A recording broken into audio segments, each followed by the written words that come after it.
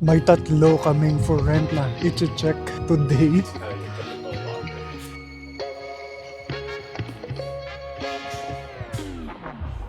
Ito yung Thai basil. Ito na yung Cat Cafe. And medyo matao. And ito yung in-order ko, Tomka. Oh my God. Napaka-perfect nito. As in, gusto namin pareho tong place na to. Napakalaki niya and sobrang brand new niya. Katulad siya ng ina-expect ko. And ang ganda ng view na kompleto na namin yung application. And naghihintay na lang kami. Hoping for the best. May tatlo kaming for rent na i-check today. And excited ako dun sa pangatlo, pang last. Kasi medyo malaki siya and maganda yung view sa labas.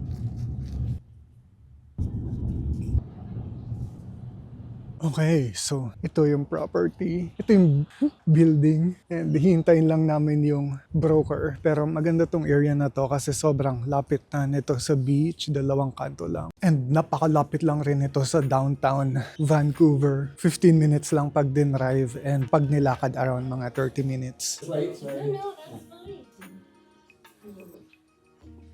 Mom was talking about that. No, not yet.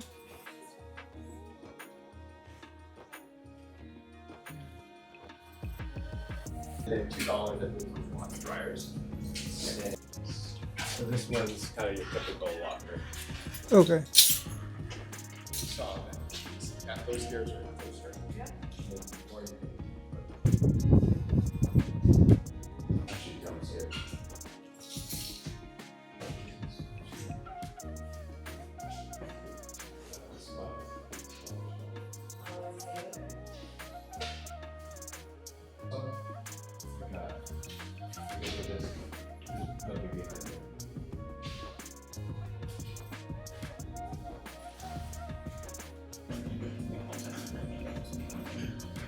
I'm starting to show you.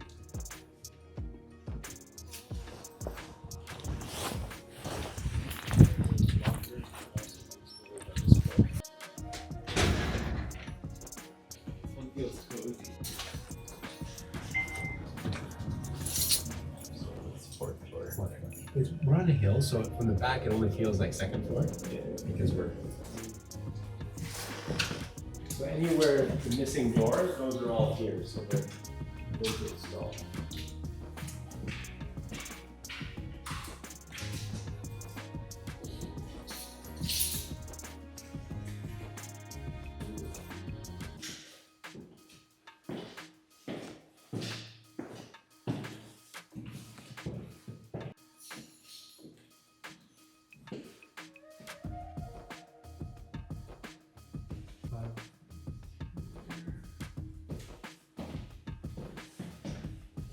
This balcony you use more, the bedroom one is just more for the light. I think yung first na condo na nakita namin yung pinakagusto ko, pero yung pinakagusto ni Ran is yung ito, yung pinaka-last. Although maganda kasi talaga yung design ng overall building nito. Yung first na condo, yung problem niya, meron siyang leak sa window. So yun yung problem dito kapag winter na may moist na pumapasok sa loob ng bahay. And so nagkukos ng molds. And nakita namin na, ayun nga, medyo nilulumot-lumot yung loob ng window niya, which is kung sa labas okay lang sana. Parang hindi okay yung pagkakaseal nung window nung first na napuntahan namin, pero napakaganda nung views, sobrang beachfront talaga. Tapos yung second, hindi namin intention talaga na pumunta dun sa tingnan yung second, although hindi rin naman talaga namin siya gusto. Medyo mas mahal siya and 2 bedroom siya, parang 1.5 bed ganyan. Pero marami kasi yung broker, marami kasi siyang clients today and may nakaschedule siyang i-present din yon sa iba pa niyang client and sumabay na lang kami, parang in between dun sa 1 and 3rd na condo na bibisitahin namin. Pero ngayong afternoon, meron pa kaming isa pa na titingnan na condo. Hindi na yun dito sa Kitsilano area. Mas malapit talaga yun dun sa downtown. Pero yung advantage nga talaga dito sa Kitsilano is beach area siya. So, well, ito yung pool bago mag-beach. Pero ayun, wala bang 10 minutes. Nasa beach ka na. Ang disadvantage lang, lahat ng mga building na yun, ayun nga, na-build sila nung 1960s. So, napakaluma na talaga nila lahat. Yung mga elevator parang kasya lang 4 or 5 tao. And maamoy mo kagad na amoy luma yung apartment. And alauna pa lang yung next na appointment natin dun sa last na viewing today, 3:00. So magla-lunch na lang muna kami dito sa Kitsilano, and meron kami paborito ditong Thai na kainan na parang karinderya yung style. Ito yung Thai basil, so dyan tayo magla-lunch today, and masarap yung tom kha nila dyan na paborito kong Thai food.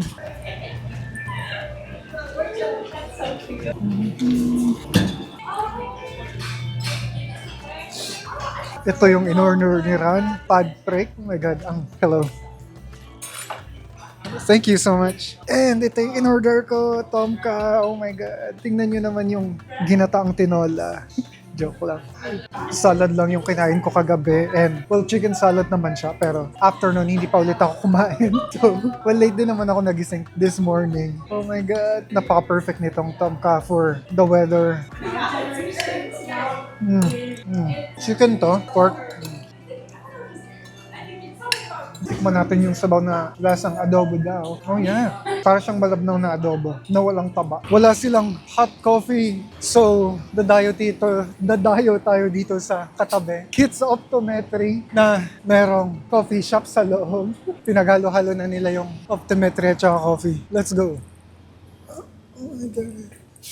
Americano akin kasi walang Canadiano. Okay, pero oh my God. So maraming tao and hindi ko na-expect na mag-work yung ganitong klaseng combination ng business, pero it works.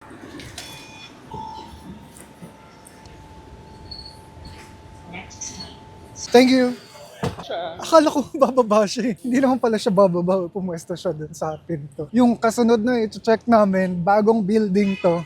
Mga 2010s lang siya nagawa. Pero sobrang gitna siya nitong downtown Vancouver. As in, city na city siya. Na katabi siya nung Rogers Arena. At saka yung, ano pa nga ba yung isang arena dun? Ha? Ayun, BC Place na arena na para siyang, kumbaga sa Metro Manila, para tong Cubao. Pero, ayun nga, excited na ako. Malaki siya. Maganda rin daw yung view. And feeling ko, hindi siya mangangamoy luma. Kasi yung mga huling pinuntahan namin, yung tatlo, amoy luma talaga sila. So ito, yung BC Place Stadium. Nandun sa dulo yung Science World. And nasa likod na itong mga building na to, yung susunod natin na titingnan. Okay, ito yung building na i-check natin. And excited na ako. This is actually, I always point it out because I'm a history nerd. The tower there, the old one with the curve. Yeah, I've seen it from the history books. Like, kind of cool actually, right? We had a Vancouver downtown history walk. Oh, cool! And they talked about the time. There's a dishwasher. Yeah. Oh yeah, we got everything here, man.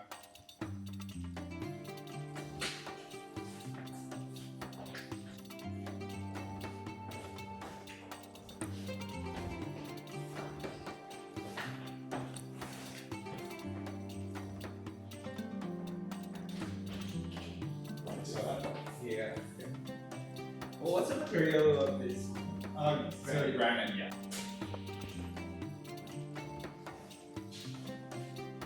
So is this unit available type 1 or is there a range? Yeah, that one is easy.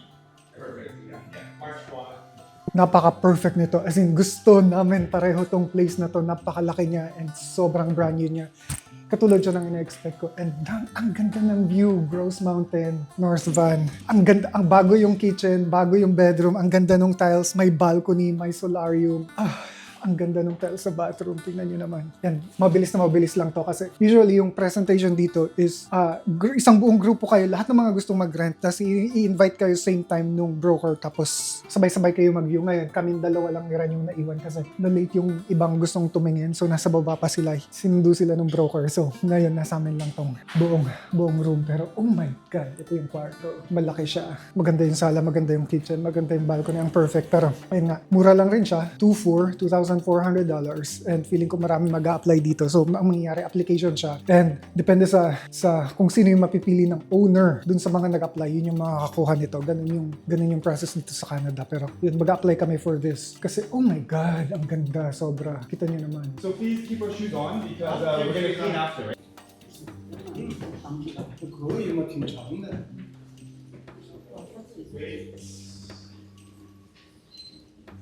Yung isa pang tumingin nung property, isang buong pamilya sila and medyo competitive sila.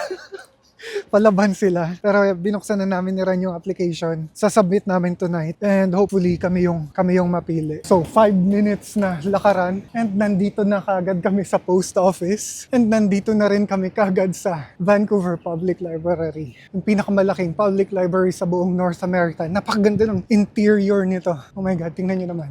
And yun, sobrang lapit niya lang dun sa condo na, oh my God, gusto ko talaga makuha yung condo. Sana kami yung mapili. Pero napaka-competitive nung Chinese family na nakasabay namin. Parang feeling ko napaka-unlimited din ang mga bulsa nila pagdating sa pera. Nandito kami ngayon sa public library para mag-fill out na ng application form. Kumpletuhin na namin kagad yung application form ngayon pa lang. Pero oh my God, appreciate natin yung loob ng library na to kasi napakaganda niya. And hinihingal ako tumatakbo si Ran, nandun na siya sa loob para tuloy. Feeling ko nasa karera kami or nasa competition kami. Pero okay lang. Sobrang worth it and sobrang ganda talaga ng condo. Hindi ko na alam kung saan pumunta si Ran. Nagmamadali kasi siya pumasok dito sa loob. Message ko siya, hindi siya nag-reply pero akyat tayo sa pinakataas. Maganda yung garden, rooftop nitong library na to. Pero huling nandito ako, summer pa nun and I don't know kung ano itsura niya kapag winter. Pero makikita natin ang sabay. Ito yung stairs papunta sa pinakataas niya. And wala nang dahon yung mga puno. Actually, baka nag-uumpisa na silang sumibol. Pero, oh my God, ang ganda niya. I can't imagine na malapit na lang to sa tinutuluyan namin. Oh my God. So I think yun yung building ng condo na pinuntahan natin kanina. Kasi nandito yung Canada Place. And patawid lang yan pag ganun. Parang chessboard yung mga tiles sa baba. Actually, may mga sibol-sibol na ulit tong mga puno dito. Malapit na ulit maglabasan yung mga dahon nila dahil pa spring na. Pero lumalakas yung ulan. Pero ito yung pinaka-rooftop na ng Vancouver Public Library. And yun yung view ng downtown. I'm pretty sure mas marami pang ibang rooftop na may mas maganda. Tsaka mas mataas na view compare dito. Pero okay, balik na tayo sa loob. Hanapin natin si Ran.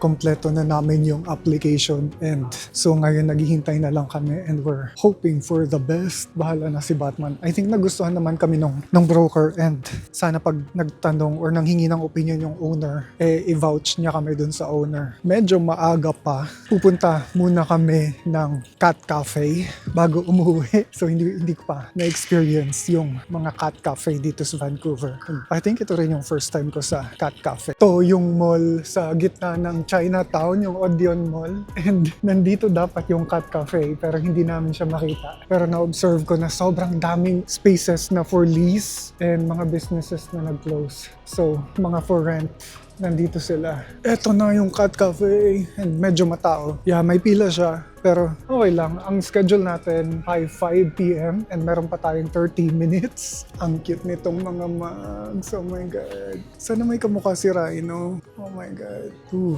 nice. It's super nice.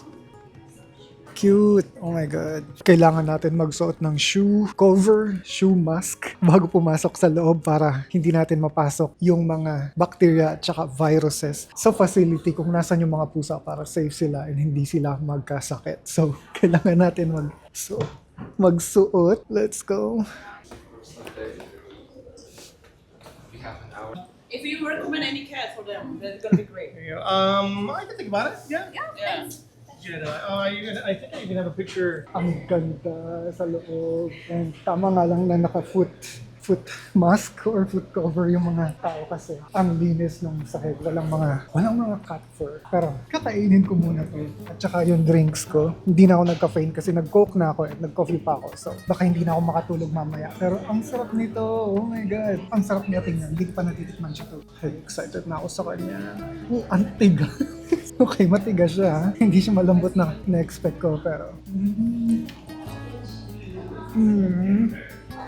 okay lang siya. Sakto lang. Sabi nung nasa reception, tinatan daw tong dessert na to kasi paborito din daw to ng mga pusa. So, okay, oras na para mag-explore. Tingnan natin kung may mga cute ba na pusa. Lahat sila kasi dito for adoption. So, yung mga tao pumupunta sila dito para mag-check ng adoptable cats. Hello! Oh my God, ang cute niya. Kaso parang ayaw niya sa akin. Mukha siyang nahihiya. Hello! Oh my God. Ayaw niya lumabas. Pero hindi natin siya pwede sundan sa loob kasi staff room lang daw to. Oh my God. Oh, dalawa kayo dyan. Hello. Ano? Oo. Cute nila. Mukha silang kambal. Hello. Hello. Oh my God. Ang takaw nitong pusang to. Jammer. Jammer. Here. You want that? I think para siyang Siamese pero yung mga points niya tabby, orange, na cut kasi yung katawan niya white pero yung mga paa niya, tenga niya, tsaka mukha niya nag-orange lang. Pati yung buntot niya. Pero oh my God, siya yung pinakapaborito ko. May nanakawin ako dito, siya yun. Oh, ang takaw mo naman. So meron din ditong table tennis. I think ito yung sports na gusto ng mga pusa. Baka masipa mo ha. Ako magsaserve.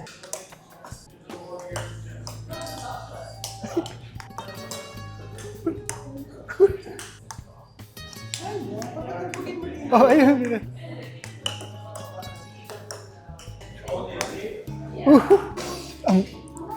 Ang ubis nitong pusang to. Hello? Hello?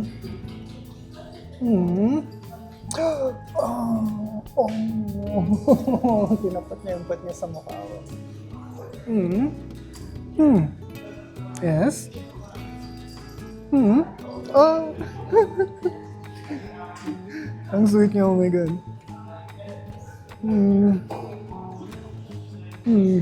Kaso napakataba, oh my God, parang 3 pusa yung katumbas niya. Yes? Na-offend ka? Yung sinabi ko mataba ka?